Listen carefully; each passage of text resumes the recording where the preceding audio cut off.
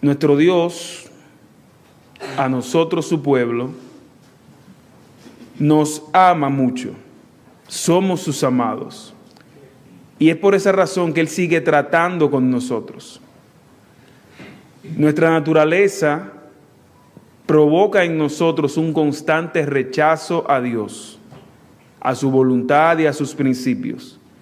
Pero Dios, en su infinito amor y su gracia que sigue manifestada, continúa lidiando con nosotros, continúa buscándonos.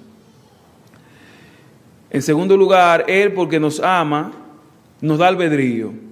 Un albedrío que Él no viola y que por lo tanto concluye en nosotros con lo que decidimos. Al final su palabra se cumple. No que nadie se engañe, ¿verdad? Dice la palabra, porque todo lo que el hombre siembre, eso segará.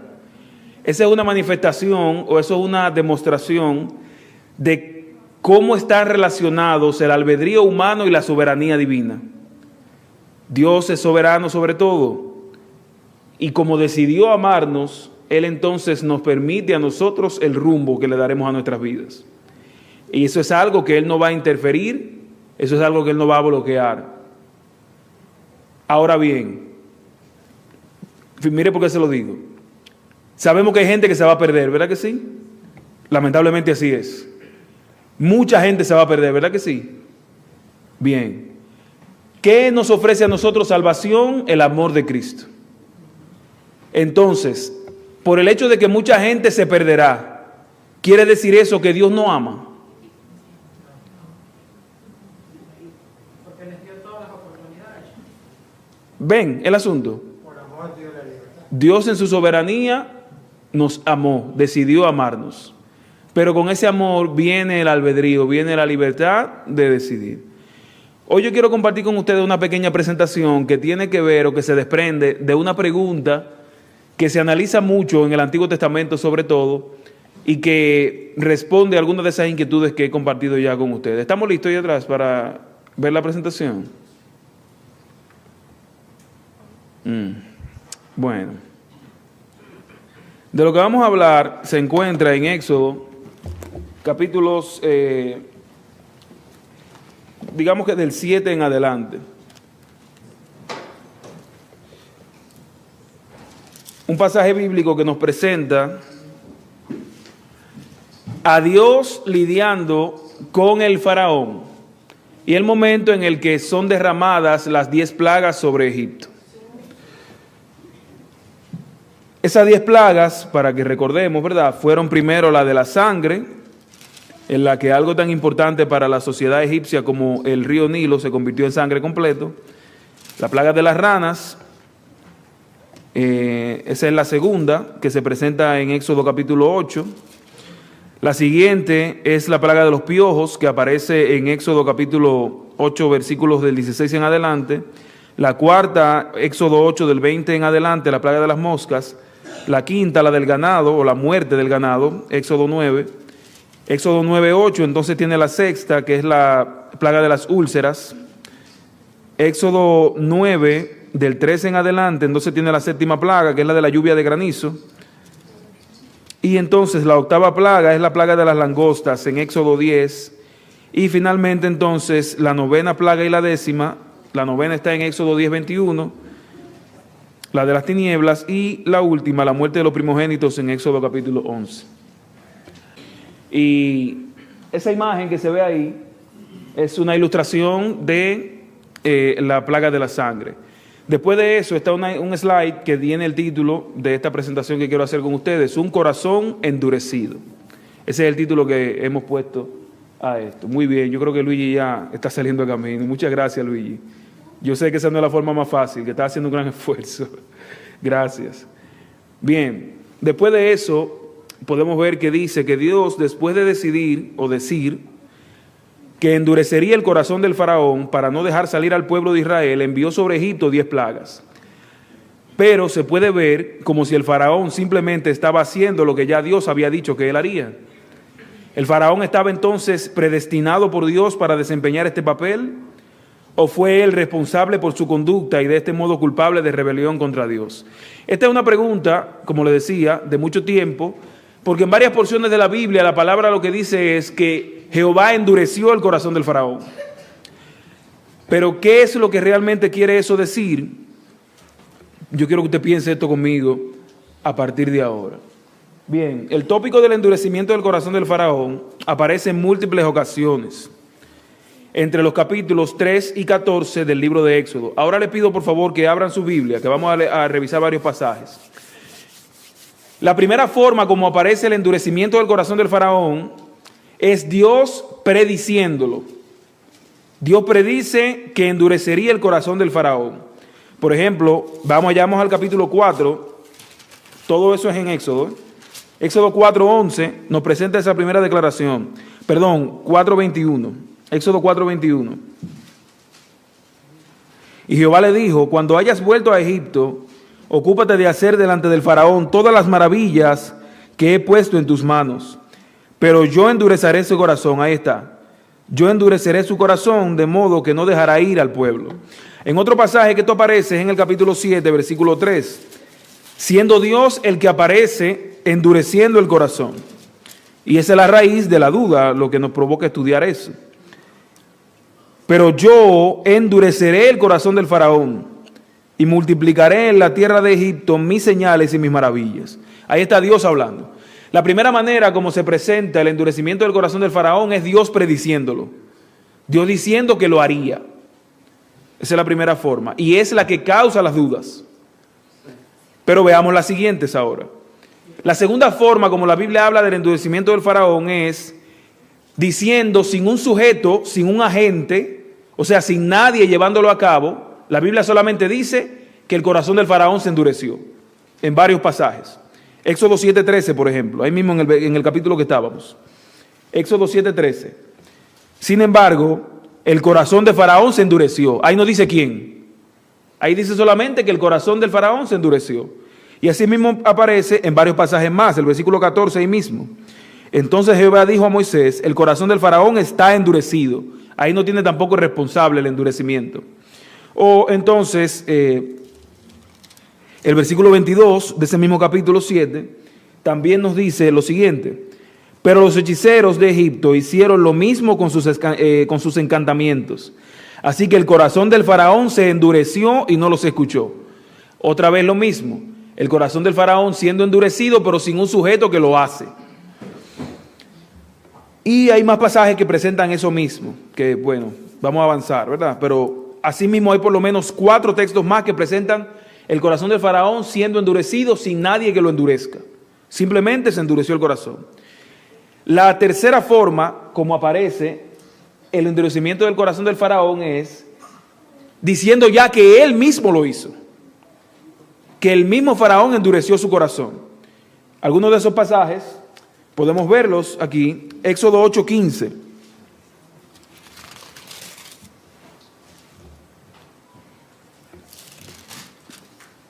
Pero al ver el faraón que le habían dado reposo, endureció su corazón. Ahí sí tiene sujeto. Ahí ya es él mismo el que endurece su corazón. Y así mismo hay varios pasajes más. El mismo capítulo 8, versículo 32, lo presenta de esta forma. Pero también esta vez el faraón endureció su corazón y no dejó partir al pueblo. Y entonces, más adelante, esa misma forma, quisiera que la viéramos una vez más por lo menos, Éxodo 9:34. Al ver el faraón que la lluvia, el granizo y los truenos habían cesado, se obstinó en pecar. Ahí está algo clave para entender esto. Él, cuando vio que las plagas seguían, él se obstinó en pecar. Y endurecieron su corazón, él y sus siervos. Ahí está el endurecimiento siendo hecho por él mismo. Y entonces la cuarta forma en la que esto aparece es diciendo la palabra, después de todo eso, que Dios endureció el corazón del faraón. Y vamos a ver algunos pasajes. Éxodo 9:12 dice esto: pero Jehová endureció el corazón del faraón y no los oyó, tal como Jehová lo había dicho a Moisés. Otro más, Éxodo 10:1. Jehová dijo a Moisés: entra a la presencia del faraón, porque yo he endurecido su corazón y el corazón de sus siervos, para mostrar entre ellos estas mis señales. Ese orden Esas son las 4 formas como Éxodo presenta el endurecimiento del corazón del faraón. Pero ese orden está diciendo algo ya ahí. En primer lugar, aparece Dios como sujeto, pero dándolo como oráculo, previendo el asunto, dándolo como una profecía antes de que suceda. Dios en su conocimiento está diciendo que esto va a pasar. Luego se presenta sin sujeto, luego se presenta con el faraón siendo el responsable y entonces luego se presenta con el cumplimiento. Por eso al final es que Dios aparece haciéndolo. Hay unos aspectos de la voluntad de Dios que vamos a entender estudiándolo, pero es así. Él primero lo predice, luego el asunto ocurre, luego se presenta el asunto ocurriendo con el responsable real y luego entonces se aparece Dios haciéndolo como el que cumple las cosas, como el que es responsable sobre todas las cosas o soberano sobre todas las cosas. Voy a arreglarlo. Soberano sobre todas las cosas. Porque a pesar de que Dios es soberano sobre todas las cosas, hay cosas de las que Él no es responsable. Vamos a ver eso más desarrollado a continuación. La siguiente nos presenta el asunto de las 10 plagas. No sé si lo tenemos allí. Los muchachos están librando una batalla campal ahí atrás para resolver esto. Pero yo voy a ir avanzando aquí. En el asunto de las 10 plagas, en el primer incidente, fíjense algo bastante importante para entender esto. Porque lo que nos estamos preguntando es si fue Dios el que endureció el corazón del faraón para que no lo acepte. En el primer incidente, aún antes de que Dios lanzara la primera plaga sobre el faraón y Egipto, el texto bíblico indica la resistencia del faraón hacia Dios al llamar a sus magos para realizar sus encantamientos. Éxodo 7. Esa es la escena cuando Moisés va ante el faraón a pedirle que libere al pueblo. Y tienen el enfrentamiento Moisés y Aarón con los magos del faraón. Cuando Moisés lanza la vara y se convierte en serpiente. Después de eso, Moisés vuelve de nuevo a hablar con él. Dios vuelve a hacerle llamado al faraón y él entonces trae nuevamente a sus magos en una actitud de completo rechazo al llamado de Dios. O sea, las 10 plagas no habían sido derramadas todavía. Cuando ya este hombre estaba demostrando que él había rechazado, que él había decidido rechazar a Dios. Ese detalle es muy importante, porque las plagas no fueron un resultado. Las plagas no son una demostración de que Dios endureció el corazón de Faraón. Inclusive antes de que las plagas se manifestaran, ya el Faraón había manifestado, había demostrado que él había rechazado a Dios.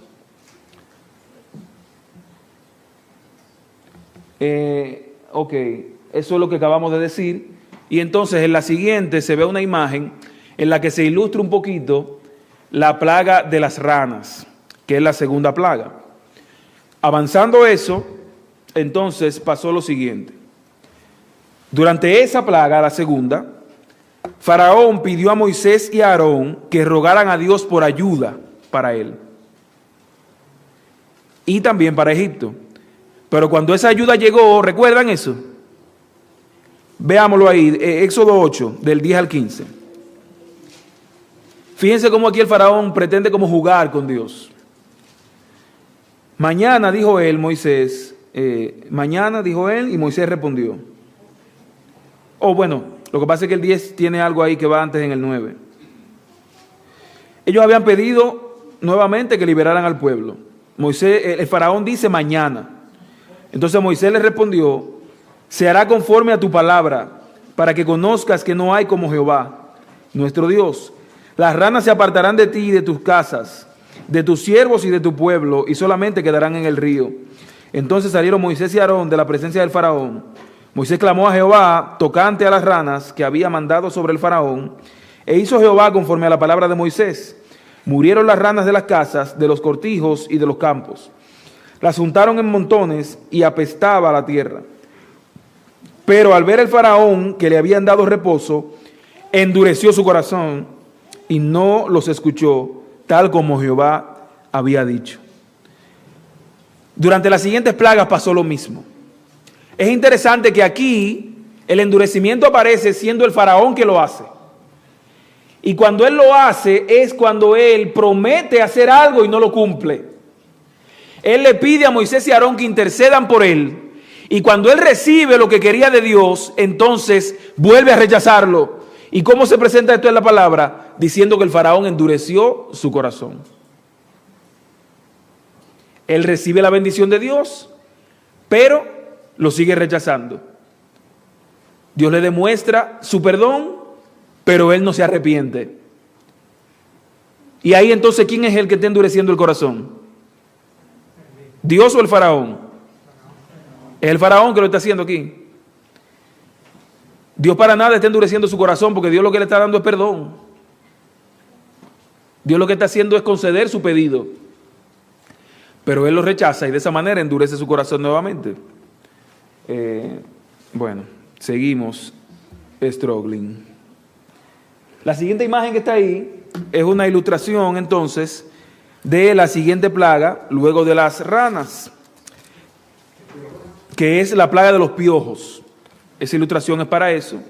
Y entonces la siguiente es una ilustración de la plaga de las moscas, que ahí ustedes la están viendo. Yo creo que la estamos viendo por fe, ¿verdad que sí? Amén. Bien, y la siguiente entonces, después de las moscas, es la de la muerte del ganado. Y posterior a esa, entonces, las del sarpullido. Fíjense, yo no me estoy deteniendo en las plagas, porque lo que estamos estudiando es el endurecimiento del corazón. Cuando pasaron todas esas plagas, pasó lo mismo. El relato se repite. Una de esas plagas llega, Dios perdona, elimina la plaga y el faraón vuelve a endurecer su corazón.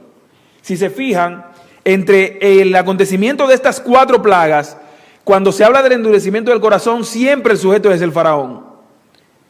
Desde la plaga, desde la plaga de las moscas hasta la plaga de las úlceras o del sarpullido. En todas esas aparece el endurecimiento, pero siendo el faraón el que lo hace. ¿Qué pasa después? Ahí está. Hasta después del 7º endurecimiento que el texto menciona, y durante la plaga del sarpullido, aparece que Dios endureció el corazón del faraón. Pero ¿cuántas plagas pasaron antes de esa? Y en todas ellas estaba Dios tratando con él.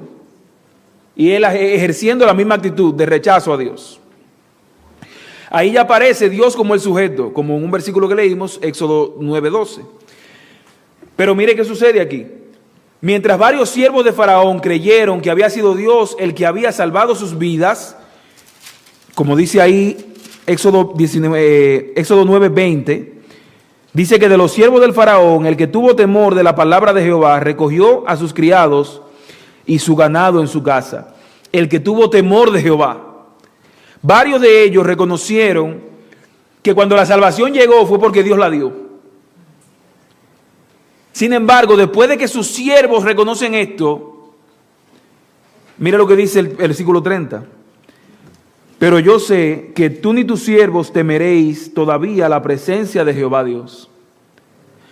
Ya algunos de ellos reconocieron que era Dios el que estaba haciendo eso y el que estaba tratando de lidiar con ellos. Pero a pesar de eso, el faraón rechazaba. Fíjese qué interesante que cuando vuelve a aparecer que es Dios el que endurece el corazón, hay una actitud de rechazo que lo provoca eso. Y Dios no se rechazó a sí mismo. El faraón rechazó a Dios. Sigamos. Pongamos la siguiente, que es la del granizo. Vamos a ver si puede verse ahí. Correcto. Ahí está una ilustración breve de esta plaga del granizo. Y entonces lo que sucede después es lo siguiente.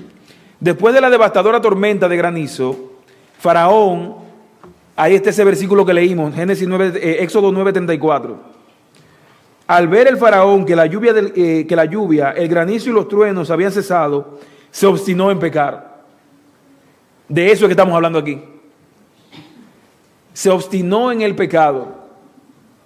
Por eso esa palabra, hazak, endurecer el pecado, o endurecer el corazón, es la misma que estamos leyendo aquí. Se obstinó en pecar. Era una palabra que significaba como aferrarse a algo, como asir algo. A eso que se refiere, o esa es una de las connotaciones que tiene la palabra hazak, que es endurecer el corazón. Ahí está la raíz del problema. Aquí no hay duda de que si fue Dios o fue el faraón que endureció el corazón. Ahí está la raíz de lo que está pasando. Él se había obstinado en el pecado. Él se había obstinado en rechazar a Dios. Y eso fue lo que provocó todo lo que hemos estudiado hasta ahora. Pero, pues vamos a seguir viéndolo. Él se obstinó en pecar y endurecieron su corazón él y sus siervos, dejando claro que de su corazón fue su propio pecado en desobediencia a Dios. Fue de su corazón que salió eso. Esta es una clara manifestación de la voluntad permisiva de Dios, en la cual se da tal endurecimiento, pero no es responsabilidad causal de Dios. ¿Qué quiere decir eso? En primer lugar, se habla de que esta es una manifestación de la voluntad permisiva de Dios. Una de las maneras como se manifiesta la voluntad de Dios es esa, la voluntad permisiva, que es muy diferente a la voluntad soberana de Dios. La voluntad soberana es en la que Él ejerce su responsabilidad, su todopoderío sobre todas las cosas. Por ejemplo, la creación fue la voluntad soberana de Dios, porque en la creación Él hizo algo que nadie más podría hacer. Pero la voluntad permisiva de Dios es la que tiene relación con el albedrío humano. La voluntad permisiva de Dios es la que lo pone a Él por encima de todo como Dios soberano, a pesar de lo que tú y yo decidimos. Porque si yo decido caminar ahí atrás en la L4 que está llena de polvo, mis zapatos se me van a ensuciar. Y se me van a ensuciar porque yo decidí caminar ahí a pie. Y eso no necesariamente tiene que ver con que Dios quiera o no quiera que se me ensucien los zapatos. Eso tiene que ver con algo que yo puedo decidir y que tiene un efecto que así como Dios me permitió decidirlo, pues Él permite la consecuencia de esa decisión también. Y sobre eso que Él permite, Él es soberano. Él está por encima de eso. Tiene control de eso, pero Él lo permite. Por eso existe pecado a pesar de que Él nos amó. Porque Él le dio esa capacidad al ser humano moral y porque lo amó le permitió decidir. El problema es que decidimos mal. Pero eso no pone en tela de juicio el amor de Dios. Y no pone en tela de juicio tampoco que Él sea o no sea soberano. Y tampoco lo hace responsable de lo que nos pasa a nosotros, de las cosas malas. Por ejemplo, ¿cree usted que Dios está por encima de la muerte? ¿Cree usted que Dios está por encima de las enfermedades? Eso es así. Si usted lo cree, está en lo correcto. Sin embargo, esas dos cosas están conectadas con el pecado. Un pecado que Él por amor no eliminó desde el principio. ¿Entiende lo que le quiero decir? Algo así es lo que le pasó al faraón. Por eso es una manifestación de la voluntad permisiva de Dios, en la cual se da este endurecimiento, pero no es responsabilidad causal de Dios. O sea, Él no lo causó. Se da en su voluntad permisiva. Pero la experiencia del faraón no fue algo que Dios causara. Dios no se deleitó en derramar esas plagas. Y no se deleitó en el tiempo que pasó su pueblo allí esclavizado. Y aquí viene entonces una de las ideas claves de esto que estamos compartiendo. A menudo la Biblia describe a Dios haciendo aquello que Él no impide. O sea, si Él no impide algo es porque Él lo hizo. Regularmente la Biblia lo presenta así. Sin embargo, que Dios permita algo no significa necesariamente que Él lo haya causado. Es lo que acabamos de decir ahora. El dolor, la muerte, el sufrimiento es parte de esta vida. Y eso existe. Pero no por causalidad de Dios. No porque Él lo cause. Sino porque Él creó al ser humano, lo amó, le dio responsabilidad moral y el ser humano cayó ante esa responsabilidad moral. Y así como Él no impidió que el ser humano cayera, no impidió que el ser humano decidiera, pues entonces tampoco impide las consecuencias de esa decisión. De eso es que estamos hablando. Entonces, ahí se presenta otra ilustración. Esa es la plaga de las langostas, o es lo que pretende ilustrar esa imagen. Y entonces, después de eso, podemos decir lo siguiente. Antes de que cayera la octava plaga, que es esa, la de las langostas, la Biblia señala nuevamente la responsabilidad personal e individual del faraón.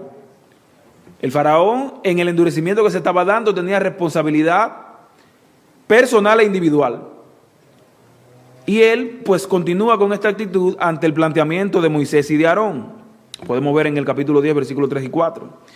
A pesar de haber admitido, esto es el faraón, que había pecado, el faraón rehusó permitir la salida de los israelitas. El perdón de Dios no lo condujo al arrepentimiento y este siguió obstinado. Yo estoy enfatizando esa parte, hermanos queridos, que es clave también para nosotros entender esto y para aplicarlo a nuestras vidas. Dios le ofreció perdón al faraón. Dios sigue trabajando con nosotros y sigue ofreciéndonos su perdón. Pero el hecho de que Dios ofrezca perdón no quiere decir que porque solo, o sea, simplemente porque Él lo ofrece el perdón, eso no quiere decir o no es una evidencia de arrepentimiento. Es mucha la gente que quiere recibir el perdón de Dios sin haberse arrepentido. Y cuando eso pasa, el resultado es el mismo del faraón. No se da la experiencia de la conversión genuina, porque no hay conversión sin arrepentimiento. El perdón es el beneficio, que muchas veces eso es lo único que se busca. La bendición, ese beneficio. Pero definitivamente es más fácil ser perdonado que arrepentirse. Es mejor. ¿Verdad que sí? Recibir el perdón es fácil. Arrepentirse ya es otra cosa. El faraón recibió varias ofertas de perdón que Dios le hizo, pero en su accionar, en su realidad, demostró que no se estaba arrepintiendo. Y por eso siguió obstinado. Esa obstinación es lo que significa la palabra hazak, endurecimiento. Y siempre que aparece esa palabra hazak, aparece en relación al faraón. El término es vinculante a él. Por esa razón es que leemos que Jehová endureció el corazón de Faraón. O sea, no le impidió al faraón oponérsele. Él no impidió que el faraón se le opusiera. Por eso es que la Biblia dice que el faraón endureció su corazón. Y por eso la Biblia también dice que Dios endureció el corazón del faraón. Porque Dios no le impidió oponérsele. No impidió que él siguiera obstinado con el pecado. Y cuando lo vemos en la vida práctica, así pasa con el pecado. La buena noticia es que Dios hasta esas cosas le da propósito. Porque muchos pecados que han sido decididos han causado el dolor que a usted le ha hecho crecer. Muchas acciones negativas, acciones malas, palabras negativas, juicios de valor que usted ha visto ocurrir alrededor suyo, le han dolido en el momento, pero son pruebas que Dios ha usado para hacer crecer su carácter. Y esas pruebas llegaron porque Dios no impidió el pecado que las originó.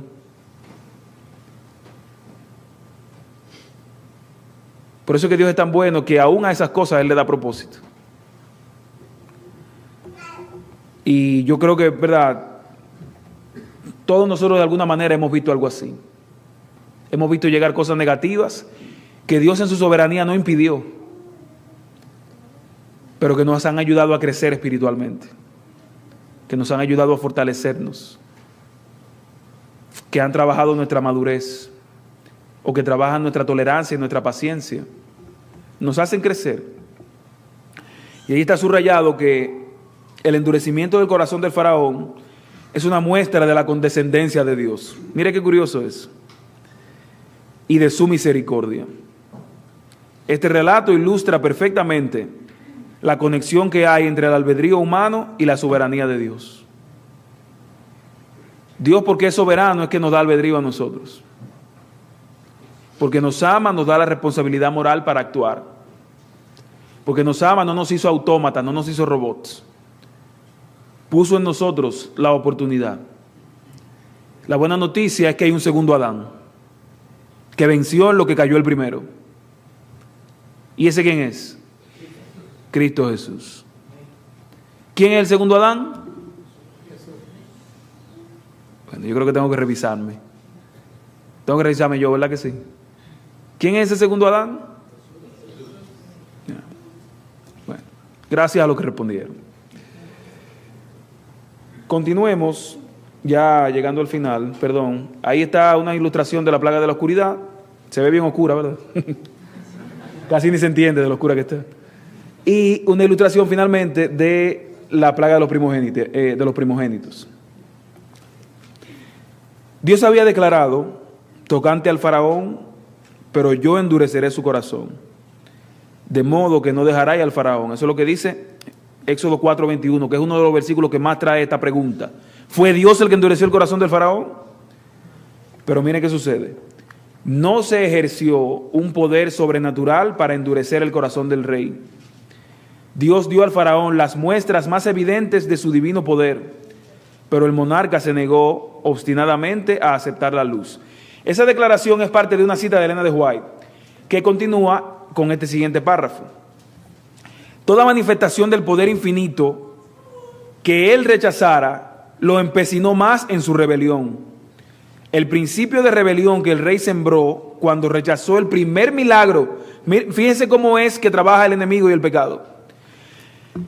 Cuando él empezó a rechazar, empezó a crecer en él algo que luego ya él no podría controlar. Ese es el pecado. Ese es el engaño de Satanás. Hacerle creer al ser humano que el pecado es algo con lo que puede jugar y con lo que puede controlar. Él comenzó con algo que luego se hizo tan grande que ya él no pudo controlarlo. Así lo presenta la sierva de Dios. El principio de rebelión que el rey sembró cuando rechazó el primer milagro produjo su cosecha. Desde la primera vez, antes de las plagas inclusive, que él trajo a esos magos para enrostrarle a Moisés y a Aarón que él no creía en Dios. Eso fue una semillita que él sembró y que creció y que se convirtió en un árbol de rebelión, de endurecimiento de su corazón. Al mantener su terquedad y aumentarla gradualmente, su corazón se endureció más y más hasta que fue llamado a contemplar el rostro frío de su primogénito muerto. Tremenda esa declaración de la sierva de Dios. Aquí está Elena de White diciéndolo. Él cayó tan grave en su obstinación de rechazar a Dios. Cayó tan bajo que hubo un momento en el que tuvo que ver a su hijo muerto frente a él. Fruto de su pecado. Fruto de su rechazo. Y hay más. Esa cita, como dice ahí, es de la página 273.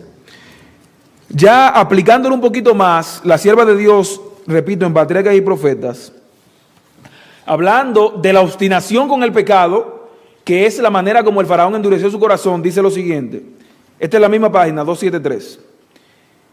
Dios da a cada uno oportunidad de corregir sus errores antes de que estos se arraiguen en el carácter.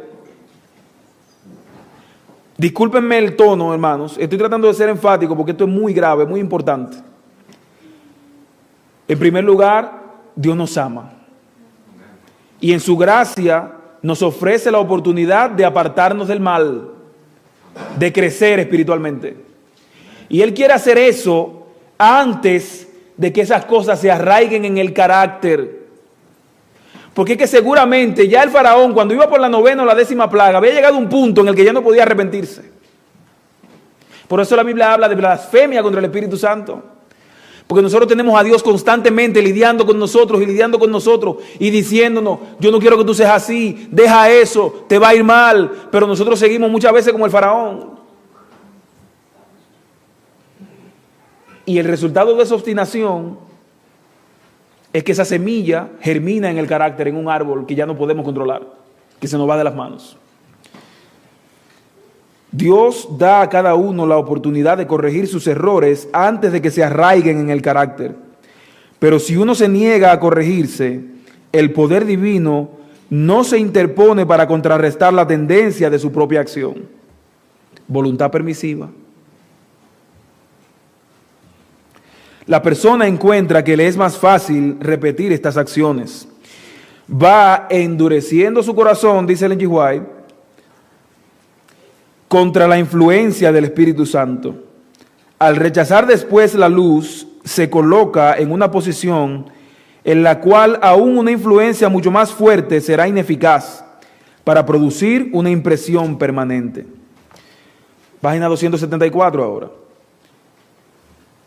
Muy importante esto. El que cedió una vez a la tentación, cederá con más facilidad la segunda vez. Toda repetición del pecado aminora la fuerza para resistir, ciega los ojos y ahoga la convicción. Toda simiente de complacencia propia que se siembre dará un fruto. Dios no obra milagros para impedir esas cosechas. Quizás lo único que podría impedir eso es un milagro de Dios, y Dios para eso no hace milagros. Para impedir las consecuencias de nuestras decisiones, para eso no. Todo lo que el hombre sembrare, Gálatas 6:7, eso también segará. Hermanos queridos, yo creo que estamos listos para dar respuesta a la pregunta. ¿Fue Dios el que endureció el corazón del faraón? Diga, hermano. No, lo que yo quería añadir es que una vez leyendo el libro de Los Ángeles que tiene la hermana de White, a veces creemos nosotros que si nos metemos en territorios que Dios no se encuentra, el ángel de todas maneras nos va a salvar. Pero ella dice ahí que no, porque son nuestras propias decisiones. O sea, los ángeles nos salvan o nos protegen de algo exterior que nos quiera hacer un mal, pero no si nosotros mismos queremos, supongamos, correr una carrera en auto en una velocidad extrema, que sabemos que nos va a pasar algo, nos deja. O sea, bueno, querés hacer eso, o sea, es nuestra decisión. O sea, y el ángel no puede hacer nada, porque somos nosotros los que estamos decidiendo. Así es, ese es el principio que está aquí. Conclusiones. Las predicciones de Dios no eran necesariamente decretos. O sea, Dios no es el responsable causal de que el faraón endureciera su corazón. Dios simplemente estaba prediciéndolo porque ya él había asumido esa actitud. Dios fue responsable por el envío de las plagas, y Faraón fue responsable por su obstinación e impenitencia con el pueblo. La misma revelación de Dios que condujo a los siervos de Faraón a obedecerlo fue lo que Faraón rechazó, endureciendo así él mismo su corazón. Aquí pasa lo que dice el refrán: el fuego que derrite la cera es el mismo que endurece la arcilla.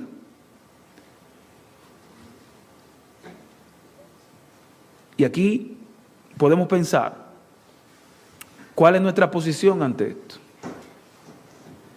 Porque nosotros, al igual que el faraón, tenemos a Dios lidiando con nosotros todos los días, tratando a través de su Espíritu Santo de hacernos crecer, de santificarnos, de purificarnos, trabajando con nosotros. Si nos vemos en una circunstancia parecida a la del faraón, ¿cuál es nuestra respuesta? ¿Estamos jugando al mismo juego que jugó el faraón? La voluntad de Dios es soberana, pero también es permisiva.